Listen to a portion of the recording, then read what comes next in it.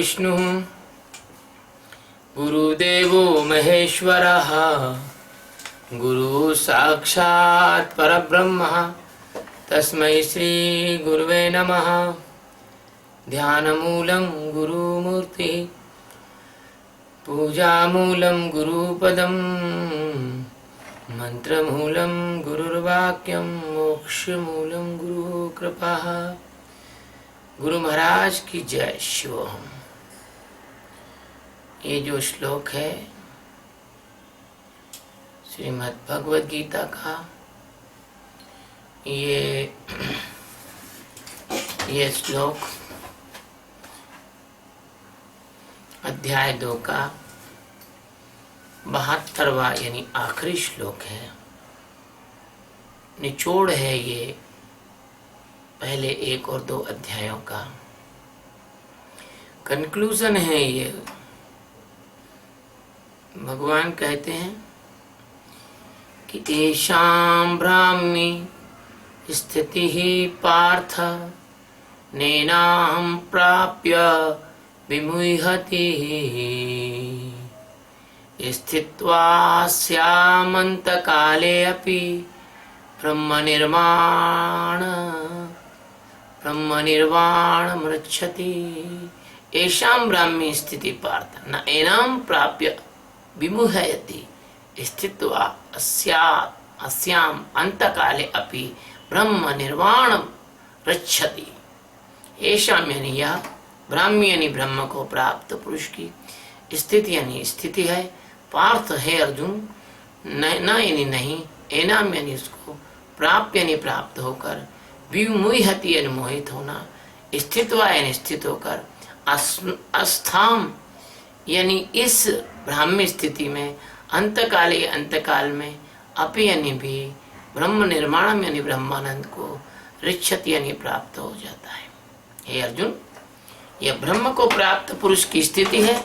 इसको प्राप्त होकर कर्मयोगी कभी मोहित नहीं होता और अंत में भी इस ब्राह्मी स्थिति में स्थित होकर ब्रह्मानंद को प्राप्त हो जाता है। ये इसका शाब्दिक अर्थ है।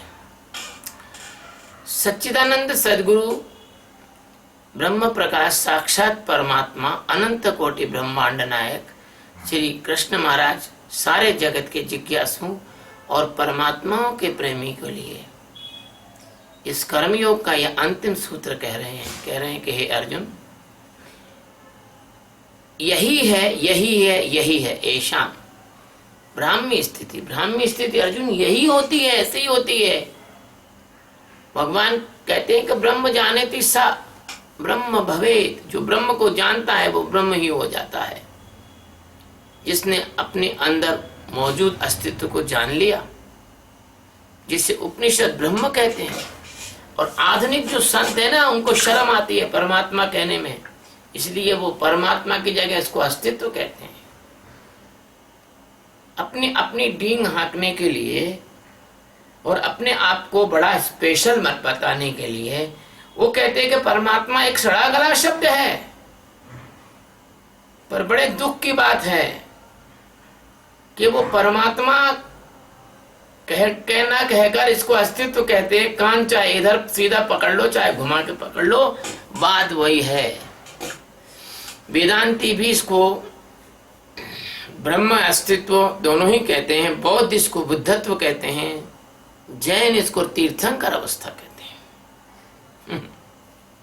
मुझे बहुत हंसी आती है।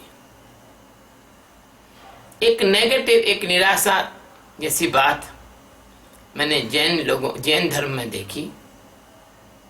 वो कहते हैं अब तो कोई तीर्थंकर हो ही नहीं सकता।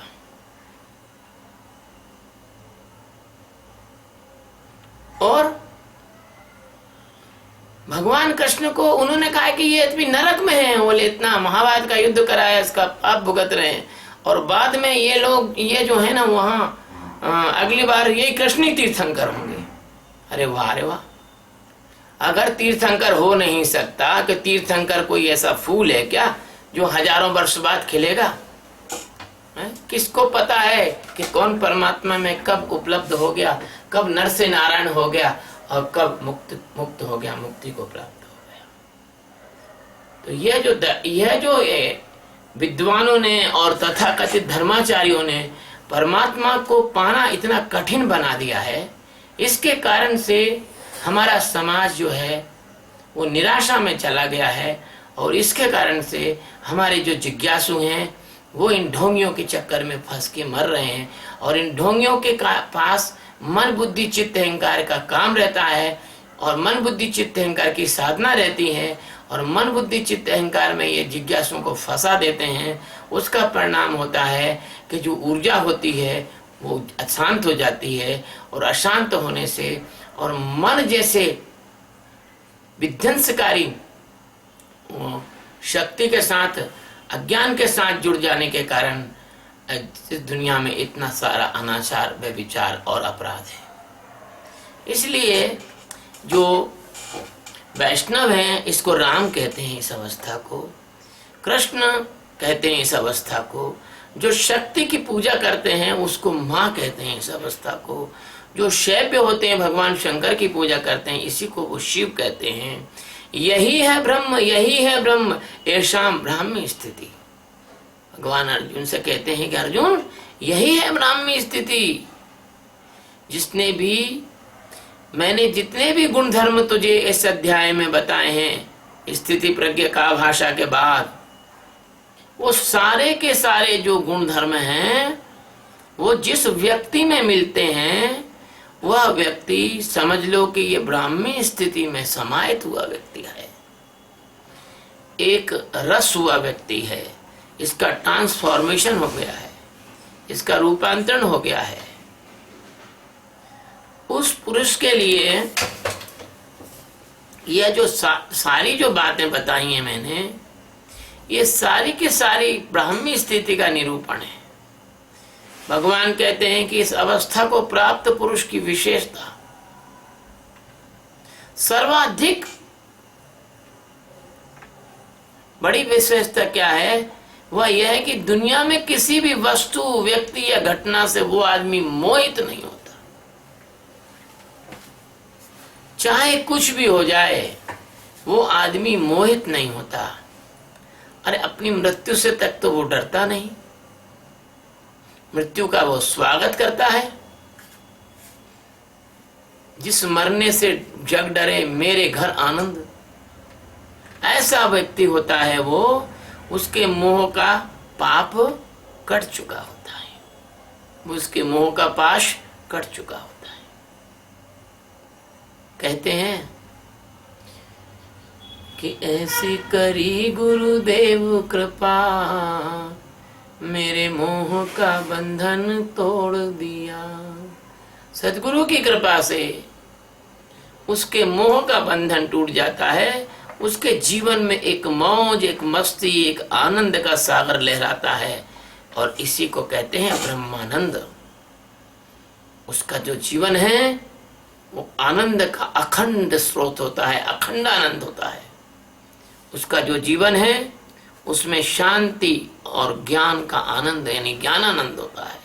वह साक्षात ब्रह्म का प्रकाश होता है, वो साक्षात सच्चिदानंद होता है, वो सद्गुरु होता है, ऐसा बोध युक्त साक्षात परमात्मा होता है। वह पूरे जीवन में इतनी मस्ती और इतने आनंद के साथ इस मौज में जीता है कि उसके जो तीनों शरीर होते हैं, स्थूल, सूक्ष्म और कारण, ये विलीन हो जाते हैं। उसका जो आनंद होता है उसको तथाकथित जो आपकी मृत्यु है वो भी विचलित नहीं कर पाती, उसको खत्म नहीं कर पाती। इसी ब्रह्मानंद में रहते रहते, इसी ब्रह्मानंद में जीते जीते उसको मौत के समय भी मूर्छा नहीं आती, उसको मृत्यु के समय भी वो होश बना रहता है, वो स्मृति बनी रहती है। नष्टो मोहा स्मृति लब्धा। जन्म और मृत्यु प्यारे मित्रों भीषण कष्टदायक, अति वेदनादायक घटनाएं हैं। मृत्यु की पीड़ा से अलग सबका साक्षी और निसंग निर्लेप आत्माराम पुरुष अपने अंदर के रामत्म में रमण करता है, क्योंकि वह ब्रह्म ज्ञान की स्थिति में है। ब्रह्मज्ञानी यह शब्द भी बड़ा अपूर्ण है मित्रों। ब्रह्म का कोई ज्ञान नहीं होता है, ब्रह्म में रूपांतरित हुआ जाता है। ये तो हमारे देश के जो अब्रह्म ज्ञानी है, जिनको ब्रह्म ज्ञान नहीं हुआ, उन्होंने वो ब्रह्म ज्ञानी शब्द का प्रयोग किया है। ब्रह्म का ज्ञान नहीं होता, ब्रह्म कोई वस्तु नहीं है, ब्रह्म में कोई स्थित वो ऐसी चीज नहीं है जिसका आपको ज्ञान हो जाएगा। ब्रह्म तो एक ऐसा जीवन अवस्था है, ऐसी सर्वोच्च अवस्था है जिसमें व्यक्ति का रूपांतरण होता है, इसमें व्यक्ति ट्रांसफॉर्मेट होता है। देखिए, थोड़ी बात इसमें की जाएगी, क्योंकि ब्रह्म का जो ज्ञानी होता है ना, वो तो फिर ब्रह्म से अलग हो गया। फिर तो ऐसा प्रतीत होता है कि जो ब्रह्म का ज्ञानी है, जो ब्रह्म का ज्ञानी है, वो ब्रह्म से भी बड़ा हो गया। तो ऐसा नहीं होता है, इस शब्द में अधूरापन है। ब्रह्म ज्ञानी तो साक्षात पर ब्रह्म ही हो जाता है। ब्रह्म सशरीर आपके सामने खड़ा होता है, आप उसे अपने जैसा हाड़ मास का भूत पोंगड़ा मत समझो। वास्तव में वह तीनों शरीर, तीनों गुण, तीनों अवस्थाओं से परे, सबका आधार, सबका अधिष्ठान, सबका प्रकाशक, सबका ज्ञाता, सब में होकर सबको जानने वाला है। ब्रह्मा, विष्णु, महेश, नवग्रह, सारे देवी देवता, सारे प्राणियों का संयुक्त रूप, संयुक्त आधार, अधिष्ठान ब्रह्म ही है। क्या सागर अपनी लहरों से अलग है? क्या फेन, बुदबुदा, लहर ये सागर के रूप नहीं है, जल के रूप नहीं है? क्या सागर अपनी लहरों से मोहित हो जाता है? वो इस स्थिति को प्राप्त करके ऐसी स्थिति में आता है कि उसको कोई मोहित नहीं कर सकता। इस स्थिति में जागते ही उसका ब्रह्म निर्माण हो जाता है, और अंत काल में ब्रह्म निर्वाण। और ऐसी स्थिति आती है कि अंत काल की तो बात ही छोड़ो, जब उसे आत्मज्ञान होता है तभी वह देह से अलग हट जाता है, तीनों देह से अलग हट जाता है, तीनों गुणों से अलग हट जाता है। तो वो जीते जी समझो कि संसार के लिए तो वो मर गया है और ब्रह्म में जाग गया है, लेकिन लोक संग्रह के लिए, संसार में परमात्मा का ज्ञान प्रचार करने के लिए वो गुरु के रूप में, वो सामान्य व्यक्ति के रूप में, तुम्हारे मित्र के रूप में, तुम्हारे सखा के रूप में, तुम्हारे भाई के रूप में, तुम्हारे पुत्र के रूप में, किसी के पिता के रूप में वो व्यक्ति अपना कार्य करता रहता है। हमारा जो है 8 अगस्त 1998 को और प्रातः 7:40 पर ब्रह्म निर्माण हुआ था। हमारा निर्वाण हो गया था। उस पुरुष का अब क्या आदि, क्या मध्य और क्या अंत। शरीर के रहने पर भी वह सदा मुक्त है, और उसकी करुणा तो देखो, वह अब आगे आने वाले जिज्ञासुओं को जगाता हुआ, और जब तक उसका शरीर रहता है तब तक लोगों के अज्ञान अंधकार को हटाता है और जिज्ञासुओं को अविद्या से मुक्त कराता है। जैसे कोई दीपक से दीपक जलाता हो, ऐसे वो अपने जैसे कई तत्ववेत्ताओं को खड़ा करता है। हम तो हमारे सदगुरु के रोम रोम से आभारी हैं। नानक कहते हैं कि बलिहारी गुरु आपकी जो हाड़ी सदवार, मानुख ते देवते किए करत न लागी बार। हाँ, करत न लागी बार। गुरु महाराज मनुष्य से परमात्मा में रूपांतरित करते हैं और उनको ऐसा करने में कोई देर नहीं लगती। अगर ऐसे सदगुरु नहीं करते तो ये ज्ञान आज हमारे पास नहीं आ पाता, और ये ज्ञान हमारे पास नहीं आ पाता तो हम आप लोगों को भी नहीं दे सकते थे। इसलिए सदगुरु की बलिहारी है जो उन्होंने अपना ब्रह्म का प्रकाश हमें दिया। यह शरीर तो मिट्टी का दिया है मित्रों, प्राण इसमें तेल है, वैराग्य इसकी बाती है। और परमात्मा सदगुरु जब अपने आत्मज्ञान की ज्योति इसको दान करते हैं शरीर में, तो वह ज्ञान ज्योति से कोई भी व्यक्ति ब्रह्म ज्ञान में खड़ा होता है, और फिर उस ज्योति से ब्रह्म का प्रकाश ही वो जीवन भर फैलाता है। यह इसका प्रगटीकरण ही है, क्योंकि ज्ञान ही आनंद के रूप में प्रकट होता है, और यही ज्ञान अखंड सच्चिदानंद भी है। मेरे प्यारे मित्रों, आप अज्ञान के अंधेरे से ब्रह्म के प्रकाश की ओर बढ़ें।